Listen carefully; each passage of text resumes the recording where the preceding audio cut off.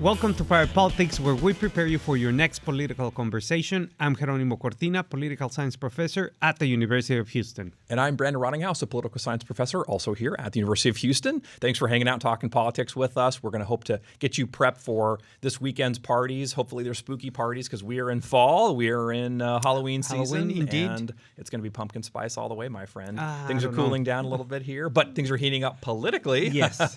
Especially for the U.S. Senate race. Sadly, Astros were now out of the playoffs kind of way too quick. Some people are still blaming Ted Cruz, right? The Cruz curse, which we've talked about a couple of times. If he shows up, there's a good chance they're going to lose.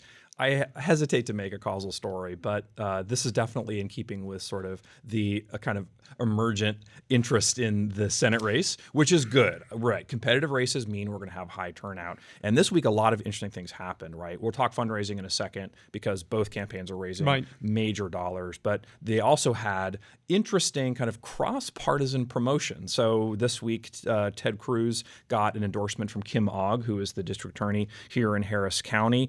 She implies that he is worthy of our vote because she has been working with him on crime issues.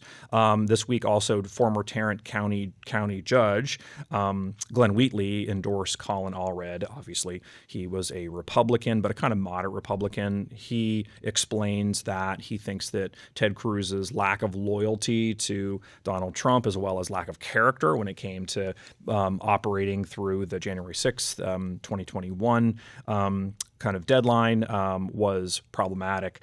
Do these kinds of cross-partisan promotions work? Is it going to sway people who were in the middle or even people who maybe are on the fence? Well, I think two conditions need to happen. First, voters need to be informed, for instance, who Kim Ogg is. Right. They need to be informed about her former or still partisan membership. Okay, yeah. If still, I mean, she in the ad she identifies as a Democrat. Okay, and as the fair enough as the fair attorney. So district attorney. That's one, and then they need to understand Ted Cruz's political history in the sense of what happened with Cancun, what has happened with January 6th, what has happened, so on and so forth.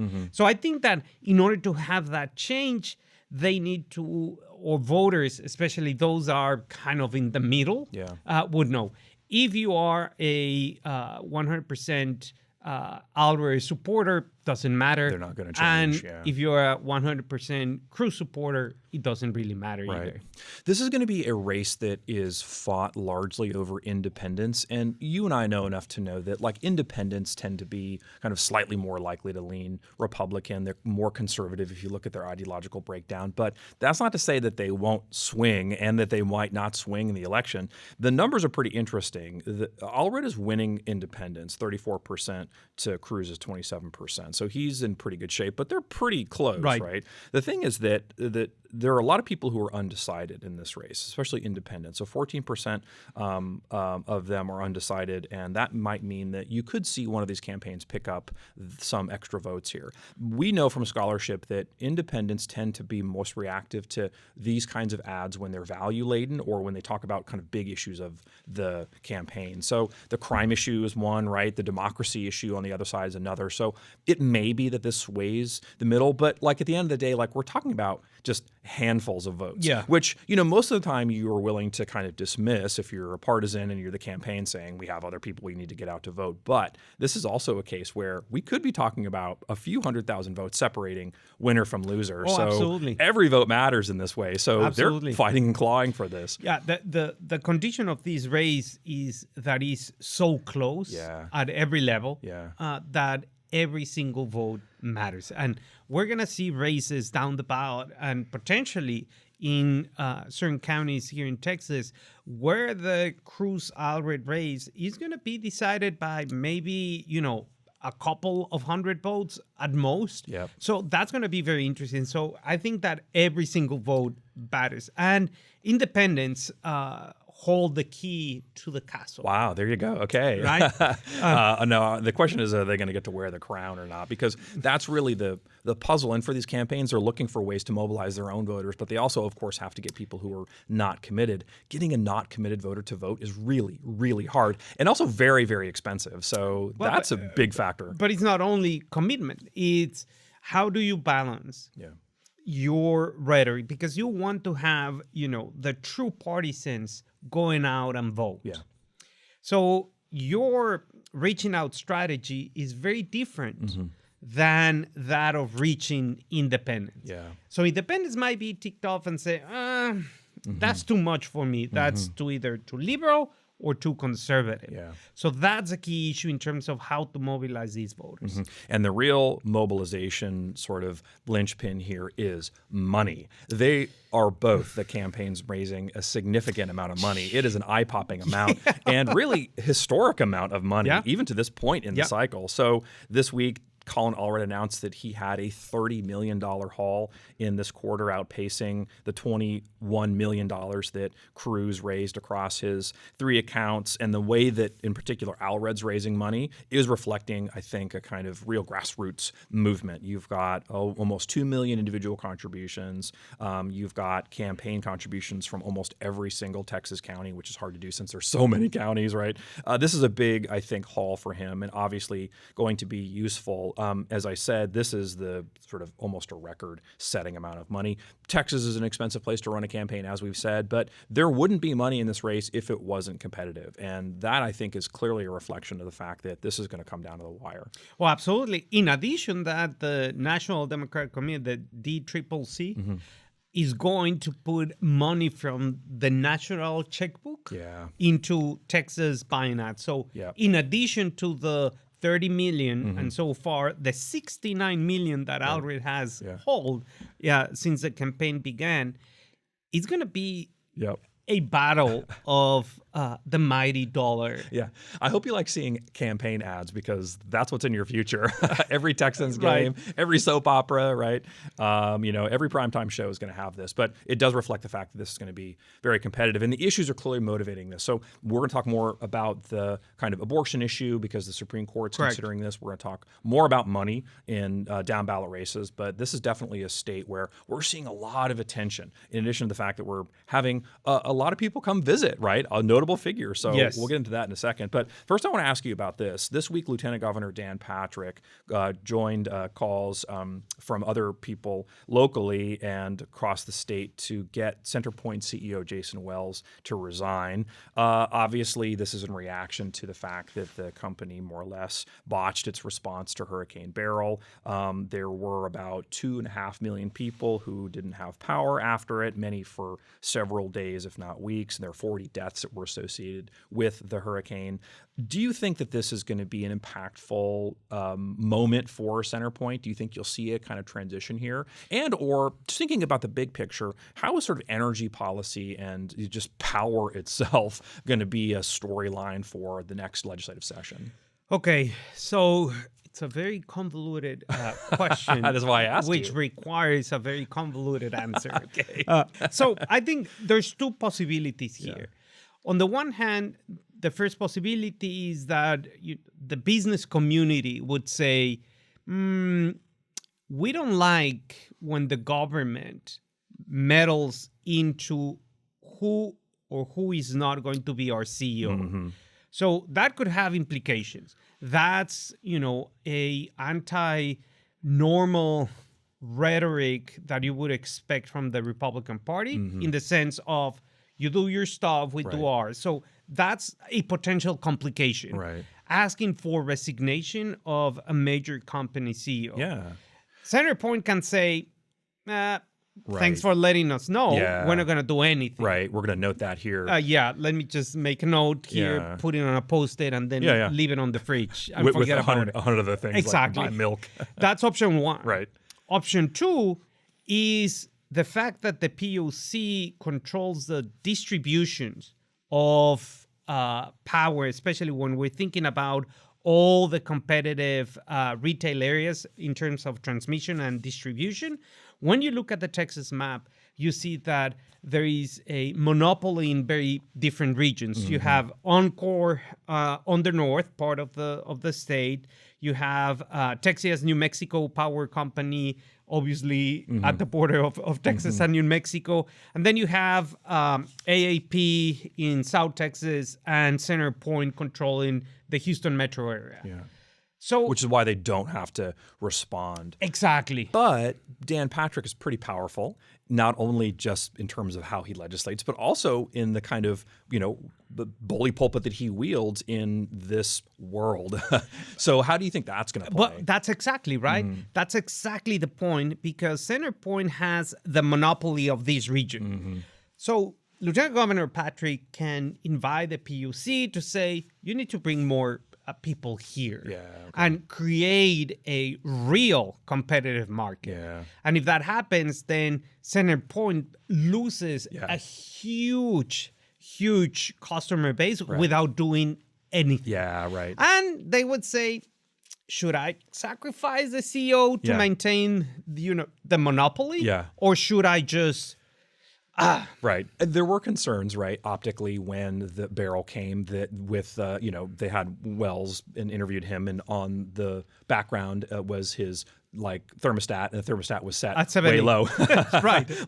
Not conserving power. And obviously this is just a, kind of one-off situation, but it does create a political problem for CenterPoint. And so I think you're right. And, you don't want to make Dan Patrick mad, especially on this issue. He has identified 4 or 5 different key issues for power arrangements, for the manipulation and for the distribution of power in the next legislative session. So he could easily flip a couple switches, get a couple pieces of legislation that would really light a fire. Oh, yeah. And I think that could have meaningful impacts on this. This is really kind of the first shot across the bow, right? I mean, he kind of surprisingly shows up at this hearing, which normally he wouldn't do. And the fact that he said this when he did is not coincidental, right? This is definitely all planned. So I think that we might see some big changes as a result of this. And the one thing we know about Dan Patrick is that when he gets something in his craw, he will continue to bite it until it's done. And so I think that we're likely to see more of this. Oh, and I think, Dan Patrick is 100% right. Yeah.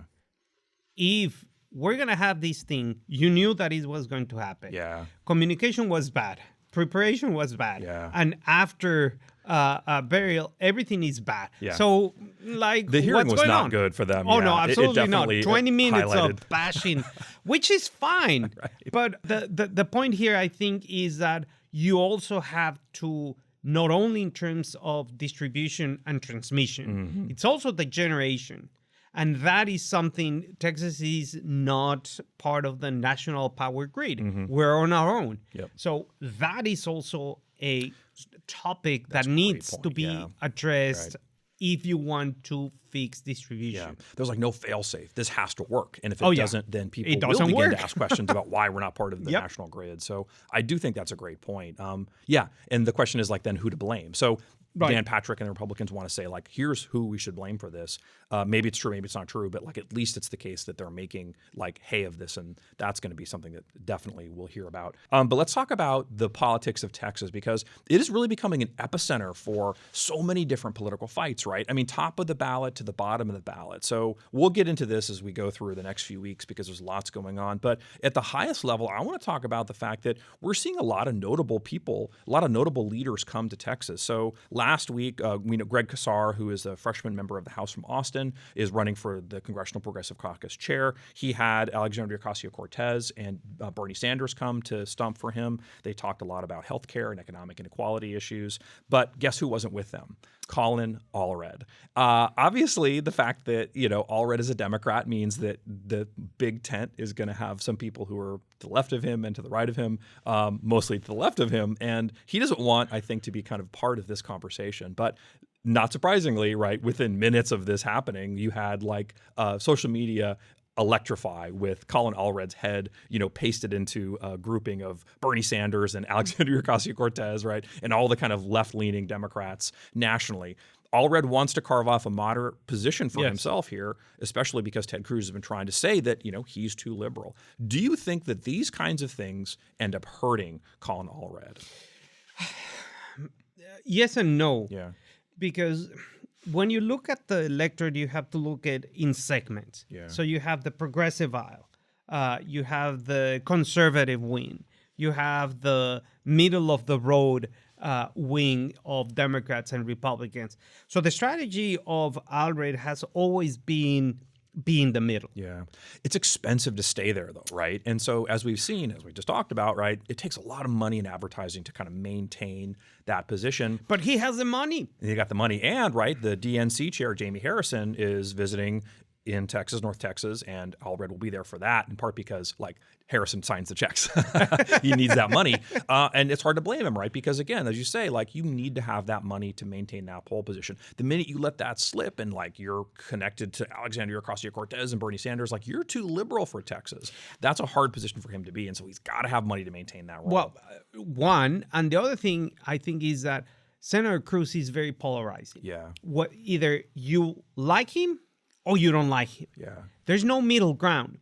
So the strategy of Allred, I think, is trying to, poke some holes in the I don't like Cruz, but I don't like liberals. Okay, I don't like, more progressive Where's candidates. that Venn diagram, right? And it's Exactly. like Colin Allred's big head in the middle of it. Exactly. So you have that Venn diagram. So you are trying to be as precise as possible. And as you said, money is a big part, but also being consistent.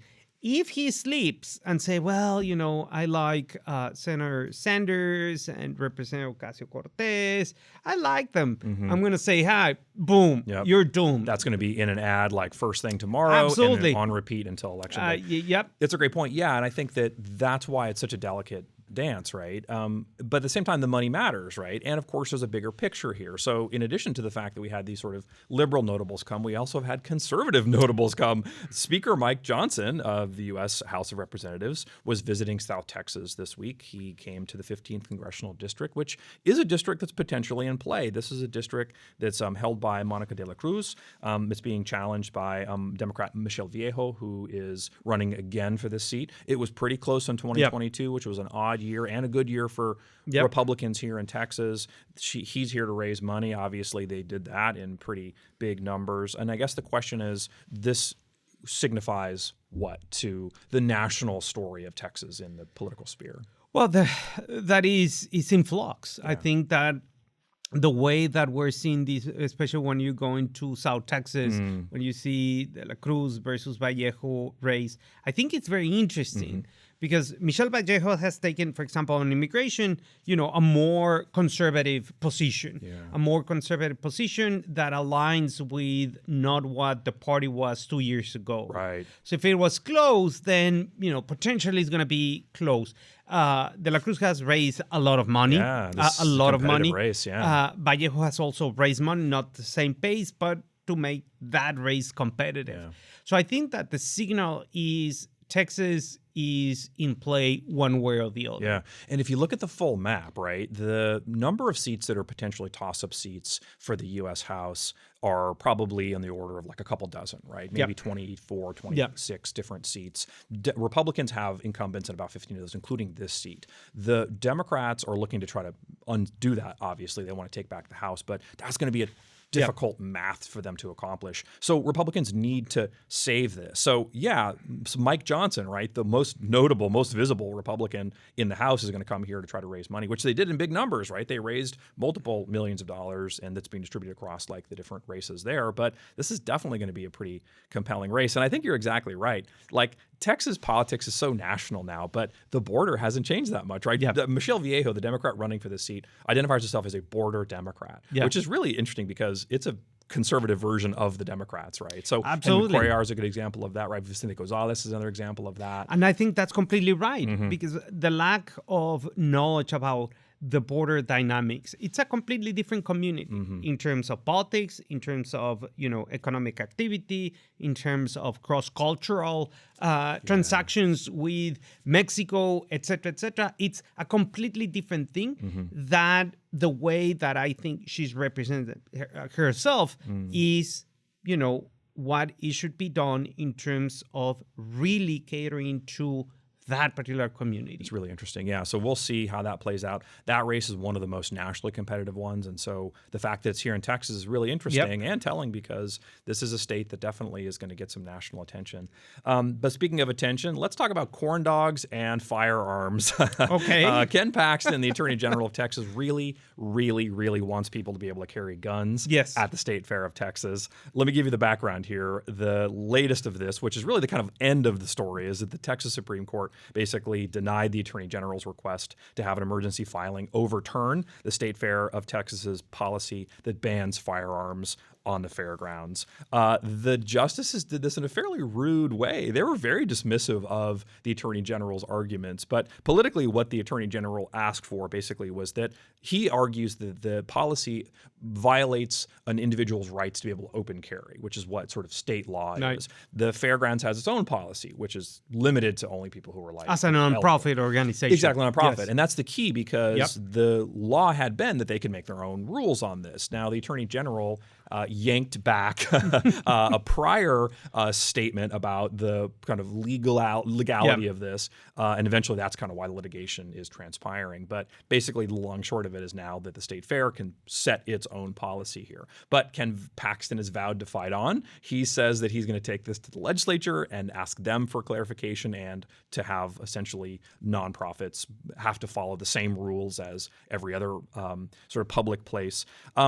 To me, obviously, it's about the kind of conservativeness of Ken Paxton, but it also is a story about the future election of Ken Paxton. This is a tryout, it seems, for running against John Cornyn in a primary in 2026. So I hate to get to the next election before we even finish this one. Thank you. But that is happening. I thought that you were going to stop yourself. Oh, I'm not going to stop myself. No, fair. We're going all in on this, my friend. Okay. But like, think about the big picture, right? Because what happens today is going to affect what happens tomorrow. So to me, this is a sort of, potential like tryout for that, or for maybe a Trump administration, right? Attorney General Ken Paxton may want to be Attorney General in the next version of Trump's administration. I don't think so, but fair enough. Okay.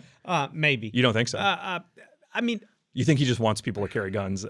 No, of course not. I mean, I think it's an addition, but on the 26th question, I think it's extremely risky. And once again, because I think that they're deviating from that sacred line in terms of governmental intervention. And we have had the government intervene in so much stuff that in theory should not be intervening. You think they've gone too far? Okay, let me ask you this. Another thing that happened this week was that the Attorney General is also suing TikTok, right? The state law basically says that these organizations, social media or companies, have to comply with the age requirements, right? Correct. They have to have a kind of check on this. Yes. Paxton's allegations is basically that the company's not doing this. This is actually in keeping with several other states like New Mexico and Arkansas, who are doing something very similar, right?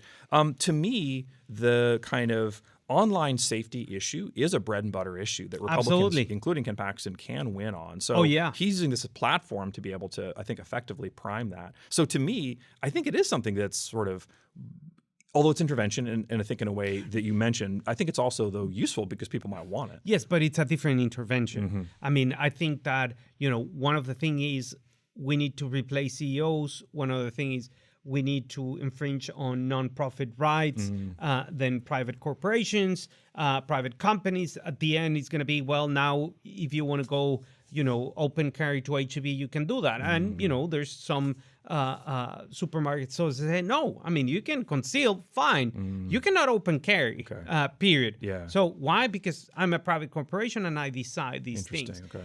When you're talking about minors, that's a complete different ballgame. And I think, as you say, yes, they do have a case there. And I think that's a very good case in the sense of, protecting minors against, predators and many other potential issues. So I think that has a very important case, and they can win it if they present it in such a way like, look, this is the right thing to do. And I agree with Paxton on TikTok. And however, TikTok replied that we are complying with Texas We law. are complying, yeah. So we don't know what you're talking about. And the Supreme Court is going to take this case later in their term. Now, they just started their new term, Yep. and one of the last cases they'll hear will be on this very Yep. issue. So we'll see how this plays out. But let's talk about the Supreme Court, because they left this week in place a lower court decision that essentially barred emergency abortions that violate the law in Texas. This is in sort of keeping with similar kinds of cases where the Texas Supreme Court essentially struck down a lower court ruling that clarified when abortion exceptions could be made for medical emergencies. Essentially, this is a win for Republicans. To me, now they own the issue, right? I mean, not that they didn't before, but this has really cemented sort of that role. And I think if you watch the ads, especially Allred's ads, he really wants to go in to say, like, Ted Cruz is part of this. In the ad, you see Paxton and you see Patrick. So they're definitely trying to tie this together to all of these Republicans bundled, and the Supreme Court really isn't helping here. So this is definitely going to be a major factor. This is a win for Democrats all the way. Republicans. Absolutely. Yeah. You mean for Democrats? Oh, absolutely. Because you think that it's a motivating issue. Interesting. Oh, absolutely. 100%. Like a policy win for Republicans, but a political win for Democrats. Absolutely. Interesting. Absolutely. Okay. Yeah. I mean, I agree. This is something that they're going to milk in every single ad. Yeah. Look at the Supreme Court. It's against your rights, et cetera, et cetera. But I think it's a political win for Democrats. And the Supreme Court just gave it to them. Interesting. Yeah, no, I think you're right, especially because they're able to tie this to healthcare, and that's something that really is sellable. We saw that work in 18, we saw it work in 20, and I think it's going to work in 24. But we'll watch the polls, we'll watch the turnout, and we start voting pretty soon. We start voting pretty soon, so don't forget to vote. Registration has come and gone, but voting starts very soon. And we'll keep you updated in the next week or so. I'm Jerónimo Cortina. And I'm Brandon Rottinghouse. Thanks for listening. More Party Politics next week.